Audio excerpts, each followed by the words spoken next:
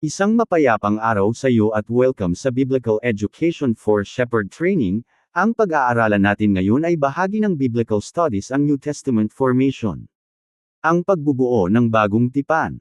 Ang tinatawag natin ngayong bagong tipan ay binubuo ng 27 aklat na kinikilala ng mga Kristiyano, kasama ng lumang tipan, bilang salita ng Diyos na may natatanging awtoridad.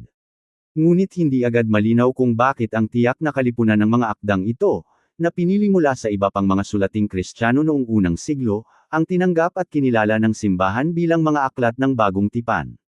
Kailangang simulan sa kahulugan ng salitang kanon. Ang kanon ay tumutukoy sa pamantayan o sukatan na ginagamit upang paghambingin ang ibang mga bagay.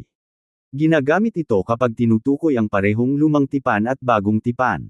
Kapag sinabing ang bagong tipan ay itinuturing na kanon, ibig sabihin ay kinikilalang ito ay may tiyak na hangganan at may awtoridad para sa simbahan. Ang pag-aaral tungkol sa pagkabuo ng kanon ng bagong tipan ay nauunawaan bilang unti-unting pagpapaliit ng kahulugan ng salitang kanon, kaugnay ng mga sulating Kristiyano. Nagkaroon ng kalituhan dahil hindi pare-pareho ang pagkaunawa ng mga mananalaysay sa kahulugan nito. Makikita ito sa tatlong pangunahing pananaw kung paano tinanggap ng simbahan ang mga aklat ng bagong tipan sa halip na ang ibang mga sulatin noong unang siglo. Ang unang pananaw ay ibinigay ni Theodore Zahn sa huling bahagi ng ika-19 na siglo. Ayon sa kanya, ang bagong tipan ay nabuo ng kusa at likas. Naniniwala si Zahn na kapag binanggit ng mga ama ng simbahan ang isang akda, itinuturing na itong bahagi ng kanon, ang paggamit dito ay patunay na ito ay may awtoridad. Kaya ayon kay Zahn, sa pagtatapos ng unang siglo ay mayroon ng umiiral na bagong tipan na hindi ipinataw sa simbahan, kundi nabuo ng kusa sa loob ng buhay ng pananampalataya. Ang pananaw ni Zahn ay nilinaw ni Adolf von Harnack noong unang bahagi ng ika-20 siglo, na bumuo ng ikalawang pananaw. Ayon kay Harnack, malaki ang pagkakaiba ng pagbanggit sa isang akda bilang banal na kasulatan at ang simpleng pagtukoy lamang dito. Binigyang pansin niya kung paano ito binanggit. Ang pagsasama ng mga pananalitang nagpapakilala sa isang akda bilang kasulatan, ang naging sukatan ng pagiging bahagi nito sa kanon, dahil ibinibigay nito ang katayuang katulad ng sa lumang tipan. Dahil dito, inilipat ang panahon ng pagkabuo ng kanon mula sa unang siglo patungo sa kalagitnaan at huling bahagi ng ikalawang siglo, kung saan nagsimula ng banggitin ang mga akda ng bagong tipan bilang kasulatan. Ang ikatlong pananaw ay iniharap ni Albert C. Sundberg Jr. Mas pinalawak pa niya ang pagsusuri sa kahulugan ng kanon batay sa kanyang muling pag-aaral tungkol sa kanon ng lumang tipan noong unang panahon. Napansin ni Sundberg na binabanggit ng mga ama ng simbahan ang ilang akda bilang kasulatan na hindi naman natin kinikilala ngayon bilang bahagi ng kanon. Napagpasyahan niyang hindi tinanggap ng sinaunang simbahan ang isang ganap at saradong talaan ng lumang tipan, sa halip, tinanggap nila ang mga kasulatan na unti-unting kinikilala bilang kanon. Dahil dito, mahirap panindigan ang pananaw ni Harnack. Kung ang mga ama ng simbahan ay gumagamit ng mga akdang hindi bahagi ng saradong talaan ng lumang tipan, hindi maaaring sabihin tulad ng kay Harnack na ang pagbanggit sa isang akda bilang kasulatan ay tiyak na patunay na ito ay bahagi ng kanon. Kung hindi tinanggap ng simbahan ang isang tiyak na talaan ng lumang tipan mula sa mga Hudyo, kundi mga akdang unti-unting kinikilala bilang kanon, hindi may kukumpara ang paggamit sa mga sulating Kristiyano at lumang tipan upang patunayan ang pagiging bahagi nito sa kanon. Dahil sa pananaliksik ni Sundberg, marami ang sumang-ayon na kailangang paghiwalayin ang kahulugan ng mga salitang kasulatan at kanon. Ayon kay Sundberg, ang kasulatan ay tumutukoy sa mga sulating itinuturing na may awtoridad sa ilang aspeto ng pananampalataya. Ang kanon naman ay ang tiyak at saradong talaan ng mga akdang kinikilalang may eksklusibong awtoridad kaysa sa iba. Mahalaga ito upang maiwasan ang maling paggamit ng mga katawagan, hindi natin dapat tawaging kanon ang isang akda na noong panahong iyon ay tinatawag lamang na kasulatan. Kaya hindi masasabing bahagi ng kanon ang isang akda ng bagong tipan kung binanggit ito sa parehong paraan ng mga akda ng lumang tipan, maliban na lang kung aaminin natin na ang mga ama ng simbahan ay may mas malawak na talaan ng lumang tipan kaysa sa atin ngayon. Batay dito, iginiit ni Sundberg na ang tunay na kanon ng bagong tipan ay nabuo lamang noong huling kalahati ng ika-4 na siglo, kung kailan nagsimulang lumabas ang mga tiyak na talaan ng mga aklat. Ang kahulugan ng salitang kanon, na lalong naging tiyak sa paglipas ng panahon, ay malaki ang epekto sa pagtukoy kung kailan at paano nabuo ang bagong tipan. Para kina Zahn at Harnack, ang pagiging bahagi ng kanon ay tumutukoy sa paggamit ng isang akda bilang may awtoridad. Kung tatanggapin ang kahulugang ito, masasabing nabuo ang kanon ng maaga pa, mula sa huling bahagi ng unang siglo hanggang sa katapusan ng ikalawang siglo. Ngunit para kay Sundberg, ang kanon ay may mas mahigpit na kahulugan bilang isang saradong talaan ng mga akda. Kung ito ang susundin, masasabing nabuo ito ng huli pa, noong ika-4 na siglo kung kailan lumabas ang mga ganitong talaan. Madalas ituring na magkakaiba at hindi magkatugma ang tatlong pananaw, ngunit gaya ng ipinakita ni John Barton, kapag sinuri ng mabuti ang mga pangangatwiran, may katotohanan ang bawat isa. Tama si Zahn na ang karamihan ng mga akda ng bagong tipan ay kinikilalang may awtoridad na noong huling bahagi ng unang siglo at simulan ng ikalawang siglo. Tama naman si Harnack na maingat at unti-unti lamang na idinagdag ang ibang mga akda noong ikalawa at ikatlong siglo. At tama si Sundberg na tanging mula ika-4 na siglo lamang lumabas ang mga opisyal na pagpapasya tungkol sa tiyak na hangganan ng kanon. Gayunpaman, maaari ring sabihing may labis na pagpapalaki ang bawat pananaw. Iginiit ni Zahn na ang mga aklat ng bagong tipan ay magiging bahagi ng kanon balang araw, ngunit labis na sabihin na ito ang orihinal na layunin ng mga Kristiyano noong unang siglo. Hindi rin sapat na isinaalang-alang ni Harnack na noong ikalawang siglo ay bukas pa rin ang simbahan na tumanggap ng ibang mga akda at isama ang mga ito sa kanilang mga ginagamit. Sinabi naman ni Sundberg na ang huling bahagi ng ika-4 na siglo ang mahalagang panahon dahil doon lumabas ang mga tiyak na talaan, ngunit malaki ang posibilidad na ang mga talaang ito ay nagdodokumento lamang ng mga akdang tinanggap na noon pa man. Ang dalas ng pagbanggit sa isang aklat ng mga ama ng simbahan ay napatunayang mas makatutulong na sukatan. Ayon kay Barton, ang lumalabas na larawan ay nakakagulat na malinaw.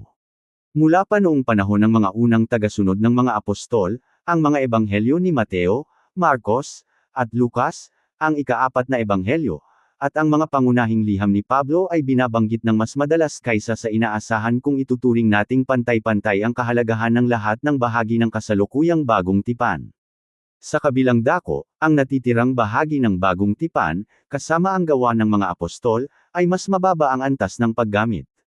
Ang ikatlong pangkat naman, mga akdang halos hindi binabanggit, ay kinabibilangan ng mga akdang kalaunan ay hindi tinanggap bilang bahagi ng kanon, kahit noong mga unang panahon pa lamang, wala sa mga ito ang ginagamit ng kasing dalas ng mga nasa ikalawang pangkat. Sa pamamagitan ng pagtingin sa dalas ng paggamit, mauunawaan natin ang tatlong pananaw bilang tatlong yugto ng pagkilala sa kanon, na tumutugma sa panahong binanggit ni Zahn, Harnack, at Sundberg. Ang ganitong pagtingin ay nakatuon sa kung paano ginamit ang mga kasulatan sa buhay ng sinaunang simbahan.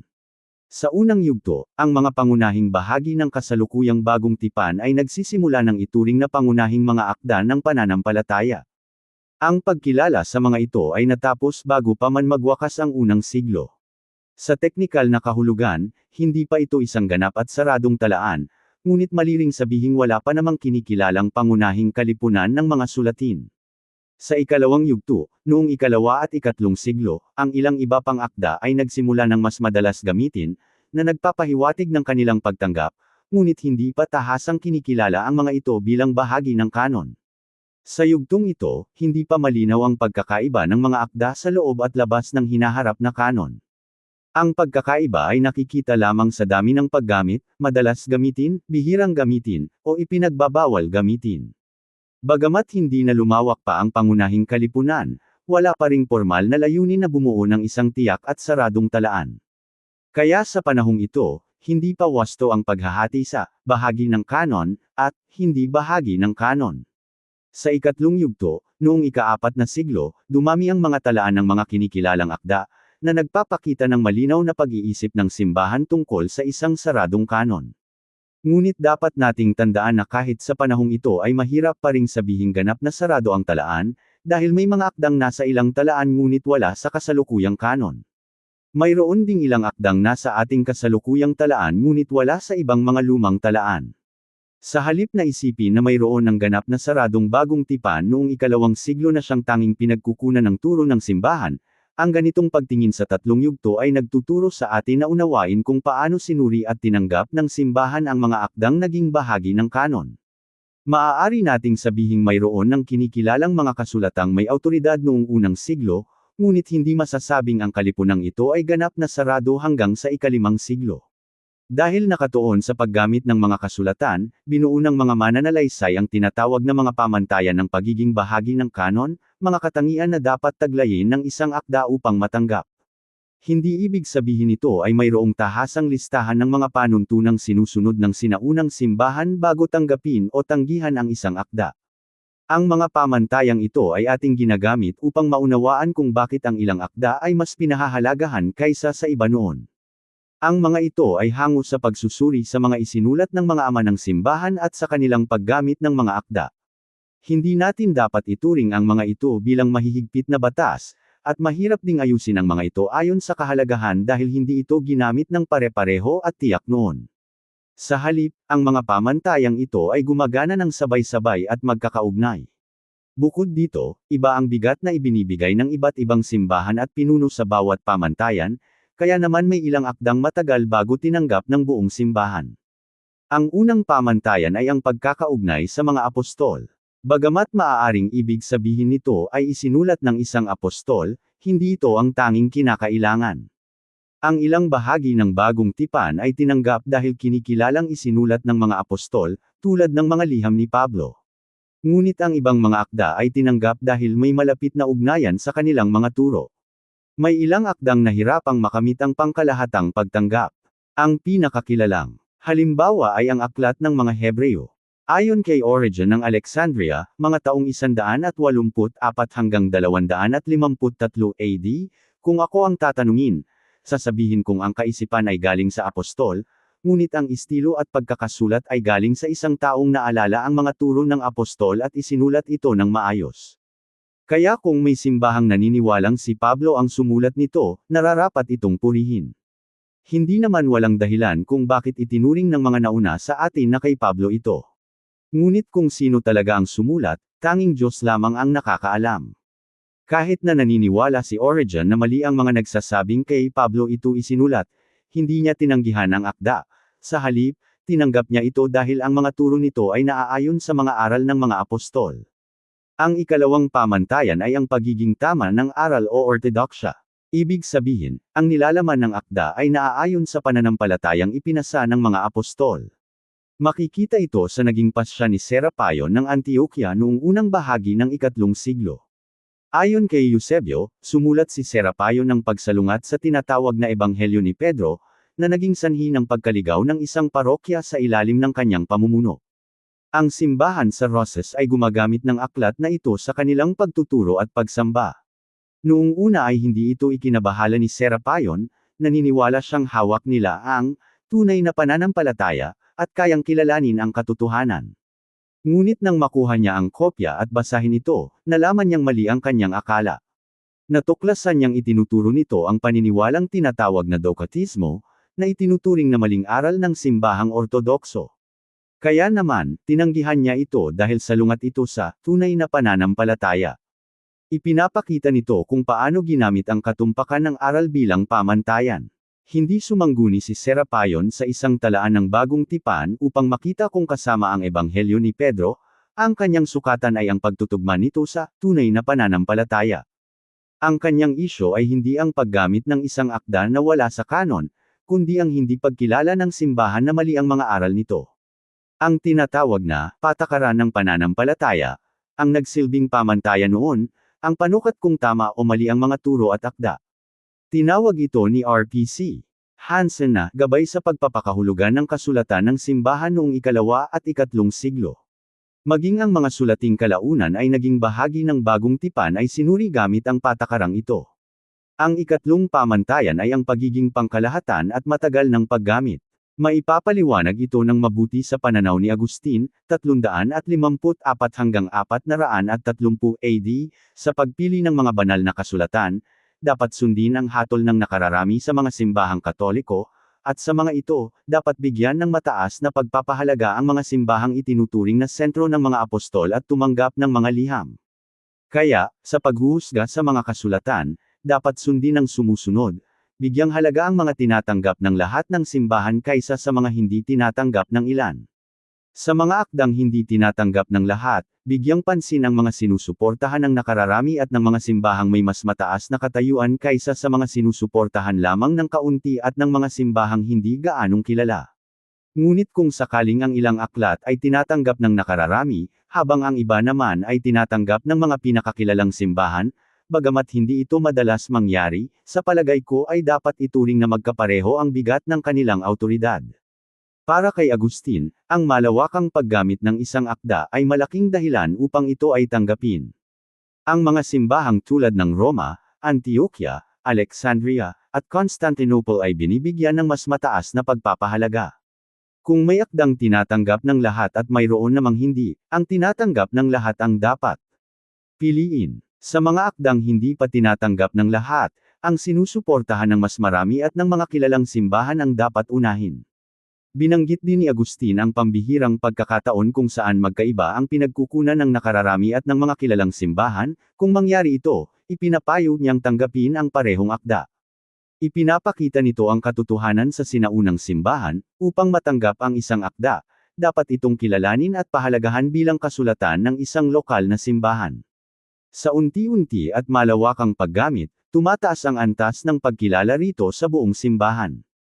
Ngunit kahit na malinaw ang pagsasaalang-alang na ito, ang pagkakaiba-iba ng mga talaan noong ika-4 at ika-5 siglo ay nagpapatunay na hindi pa rin ganap na naayos ang usaping ito para sa lahat ng simbahan. Mayroon ding ibang nagmumungkahi ng isa pang pamantayan, ang pagiging kaloob ng Espiritu ng Diyos. Sinasabi ng ilan na ito ang pinakamahalagang sukatan. Ayon kay R. Laird Harris, ang sukatan ng pagiging bahagi ng kanon ay ang pagiging kaloob ng Diyos. Ang mga aklat na inilagay ng sinaunang simbahan sa kanon, at tinatanggap natin ngayon, ay ang mga itinuring na kaloob ng Espiritu at wala ng iba pa. Naniniwala si Harris na ang mga sulating bumuo ng bagong tipan ay ang tanging mga akdang kinikilalang kaloob ng Diyos noon. Sa isang pananaw, tama ang sabihing ang pagiging kaloob ng Diyos ay pamantayan, ang lahat ng akdang kinikilalang tama ang aral ay itinuturing ding kaloob ng Espiritu. Ngunit sa kabilang panig, hindi tumpak ang sabihing ito ang tanging sukatan kung ang ibig sabihin ay ang mga ito lamang ang kinikilalang kaloob ng Diyos. Hindi ibig sabihin ito ay hindi kinikilala ng mga ama ng simbahan ang natatanging katangian ng mga aklat ng bagong tipan, ang kanilang pagtanggap bilang kanon ay patunay nito. Ibig sabihin lamang nito ay hindi ang pagiging kaloob ng Diyos ang tanging dahilan kung bakit sila naging natatangi sa lahat ng ibang sulatin. Kung tama ang pananaw ni Harris at ang lahat ng nasa kanon ay kaloob ng Diyos at ang mga wala ay hindi, inaasahang makikita ito sa mga sinulat ng mga pinuno noon. Ngunit sa mga pagkakataong tinawag ng isang ama ng simbahan ang isang akda na hindi kaloob ng Diyos, ang ibig niyang sabihin ay hindi ito bahagi ng tamang pananampalataya o puno ng maling aral, at hindi na ito bahagi ng komunidad kung saan gumagawa ang Espiritu. Sa madaling salita, hindi magkapareho ang kahulugan ng bahagi ng kanon at kaloob ng Espiritu. Ang paniniwalang ang pagiging kaloob ng Diyos ay isa sa mga pamantayan ay may isa pang kahinaan, ang pagbanggit ng mga ama ng simbahan sa mga akdang wala sa kanon ngunit tinawag pa ring kaloob ng Espiritu. Halimbawa, tinawag ni Gregorio ng Nisa, mga taong 330 hanggang 375 AD, ang paliwanag ng kanyang kapatid na si Basilio tungkol sa paglikha bilang kaloob ng Espiritu, na kapuri-puri tulad ng mga salitang isinulat mismo ni Moises. Bukod dito, si Obispo Ebercio Marcelo ng Hierapolis ay gumawa ng isang inskripsyon para sa kanyang magiging libingan. Ang aklat na buhay ni Ebercio, na isinulat noong ika-4 na siglo, ay tinawag itong isang kaloob ng Espiritu. Isa pang halimbawa ay ang liham mula sa Konsilyo ng Efeso noong 431 AD, kung saan ang kanilang pasya laban kay Nestorio ay tinawag na kaloob ng Espiritu. Ang tatlong halimbawang ito ay dapat magpaalala sa atin na hindi eksklusibo ang paggamit ng tawag na kaloob ng Espiritu sa mga akdang nasa kanon. Kung ang tawag na ito ay para lamang sa mga aklat ng kanon, napakataas na pagpupuri ang ibinibigay sa mga nabanggit na akda. Kaya ang pagiging kaloob ng Espiritu ay hindi tiyak na garantiya ng pagtanggap sa kanon, hindi ito itinuturing na tanging katangian lamang ng mga aklat na kalaunan ay naging bahagi ng kanon. Mahalagang, huwag ipilit ang pananaw ng ika-21 siglo sa mga kasulatan ng sinaunang panahon. Ang mga akdang ginagamit ng mga Kristiyano noon ay hindi pa ganap at tiyak ang talaan. Bagamat ang ilang akda ay naging pinakamahalaga sa buhay ng simbahan, ang pagkilalang ito ay hindi agad-agad. Hindi ito nangangahulugang tinatanggal natin ang gabay ng Diyos sa buong proseso. Sa halip, ipinapakita nito na mayroong mga praktikal na dahilan kung bakit ang ilang akda ay pinahahalagahan at kalaunan ay tinanggap bilang kanon. Sa ganitong paraan ng unti-unti at maingat na pagkilala, pinatnubayan ng Diyos ang kanyang bayan sa pamamagitan ng kanyang espiritu. Salamat sa iyong pakikinig. Ako si Pastor Jeff Flores ang nagsasabing sa Diyos ang lahat ng papuri.